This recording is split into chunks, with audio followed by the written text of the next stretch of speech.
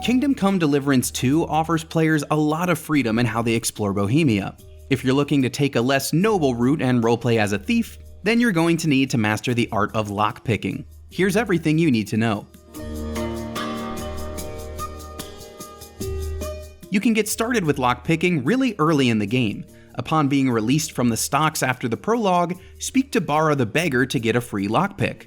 This is all you need to pick your first lock. But if you want a little more prep time, you can also meet with Miller Crazel as part of the Wedding Crasher's story quest. His side quests are specifically designed to teach you shady stuff like pickpocketing and stealth attacks.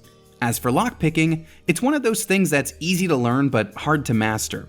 Using the mouse on PC or the right stick on a controller, you'll need to move the dot around the screen. It'll grow bigger the closer you get to the sweet spot, and when it glows yellow, you found it. Now the goal is to press the button to rotate the lock and keep your dot in the same relative position until the lock is popped. That's easier said than done, of course, but that's how it works.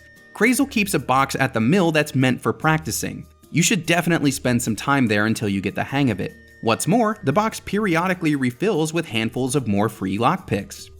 That's the most reliable method of getting lockpicks whenever you run out. You may need to sleep or wait around a bit, but the miller's box will always refill in time. Otherwise, it's possible to find additional lockpicks inside of other people's storage containers. That does qualify as theft, but if you're going around picking locks, then that's clearly not a moral issue for you. Lastly, certain merchants, such as the shopkeeper in Trotsky, keep their own small stock of lockpicks you can buy. Wie schade. Now, even if you get really good at picking locks, you'll still be gated out of certain ones. The difficulty goes from very easy to very hard, and if you don't have a high enough thievery level, you won't even be able to attempt some of them. The sweet spot simply won't be there.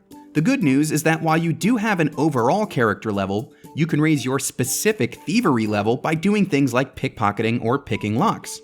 The more you do it, the more you'll level up, and the more perks you'll be able to equip along the way.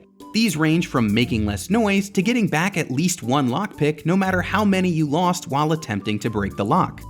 Speaking of, failing and breaking a lockpick makes noise, so when this happens, it's wise to pause a moment to make sure no one is onto you.